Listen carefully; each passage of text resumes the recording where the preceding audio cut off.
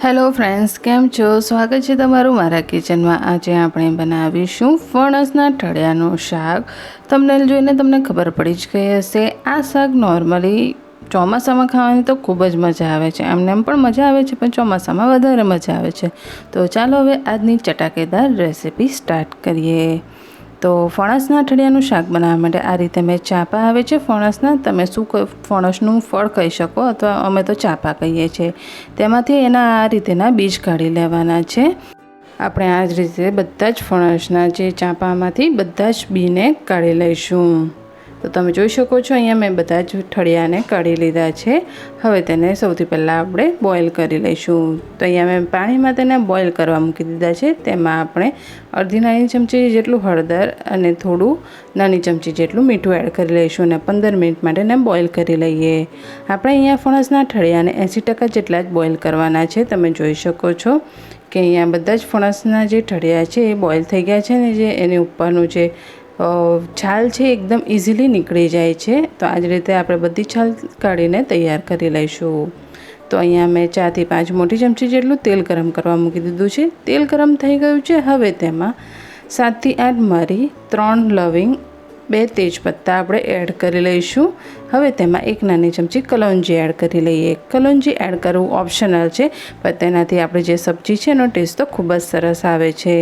હવે તેમાં આપણે અડધો કપ જેટલી છીણેલી ડુંગળી એડ કરી લઈશું। અહીંયા મેં 2 મીડિયમ સાઇઝની ડુંગળીને એકદમ ઝીણી ઝીણી ક્રશ કરી લીધી છે, અથવા તમે છીણી પણ શકો છો। હવે ડુંગળી ગોલ્ડન બ્રાઉન થઈ ગઈ છે। તેમાં 1 નાની ચમચી જેટલી આદુ લસણની પેસ્ટ એડ કરી લઈશું અને તેને બરાબર સાંતળી લઈએ। ડુંગળીને ગોલ્ડન બ્રાઉન કરવી જરૂરી છે।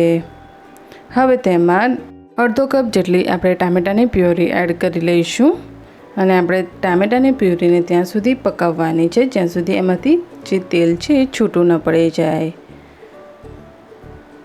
ટામેટાં ચડે છે ત્યાં સુધી તેમાં આપણે મસાલા કરી લઈએ।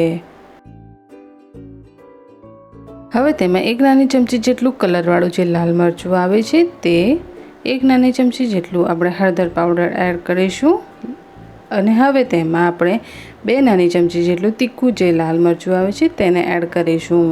આપણે જે લાલ કલરવાળું મરચું એડ કરીએ છીએ તેનાથી આપણી સબ્જીનો કલર છે એ ખૂબ જ સરસ આવે છે। હવે આપણે બધું જ બરાબર સાંતળી લઈએ।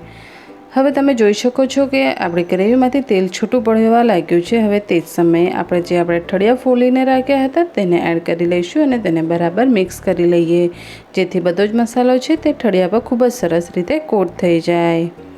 હવે તેમાં આપણે 1 કપ જેટલું પાણી એડ કરીશું। અહીંયા આપણે થોડું થોડું કરીને 1 કપ જેટલું પાણી એડ કરી લેવાનું છે। હવે તેને ચમચાની મદદથી બરાબર મિક્સ કરી લઈએ। હવે તેમાં આપણે સ્વાદ અનુસાર મીઠું એડ કરી લઈશું। અહીંયા ગ્રેવીનું જે પ્રમાણ તમને કદાચ વધારે થીક કે વધારે પાતળી ફાવતી હોય તો તમે એ રીતે રાખી શકો છો। હવે તેને 15 મિનિટ માટે ઢાંકીને થવા દઈએ। 15 મિનિટ થઈ ગઈ છે। હવે આપણે તેને ખોલીને જોઈ લઈશું। વાવ, તમે જોઈ શકો છો કે આપણે સબ્જીનો કલર છે એ ખૂબ જ સરસ આવી ગયો છે અને જે આપણે 80% જે ઠળિયા આપણે બોઇલ કર્યા હતા તે હવે એકદમ સરસ રીતે કૂક થઈ ગયા છે। હવે આપણે છેલ્લા તેમાં 2 નાની ચમચી જેટલું ધાણા જીરું પાવડર,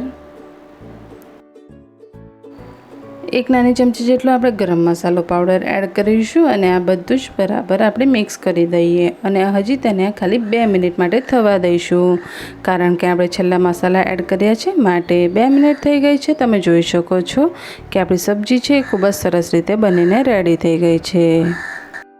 આટલા સમયમાં આપણે ઠળિયા ચડી જ ગયા હોય છે, પણ જો તમને કદાચ કાચા લાગે તો તમારે 5 મિનિટ વધારે એને થવા દેવું। તો હવે છેલ્લે આપણે તેને ધાણા વડે ગાર્નિશ કરી લઈએ। આ સબ્જી તમે રોટલી સાથે તો પરોઠા સાથે એન્જોય કરી શકો છો। તો તૈયાર છે આપણી ફણસના ઠળિયાની સબ્જી। આઈ હોપ તમને વિડીયો પસંદ આવ્યો હશે। વિડીયો પસંદ આવ્યો હોય તો વિડીયોને લાઇક કરજો, શેર કરજો અને ઘરે ટ્રાય કરીને જરૂરથી કહેજો। હવે આપણે નવી રેસિપી સાથે આગલા વિડીયોમાં મળીશું।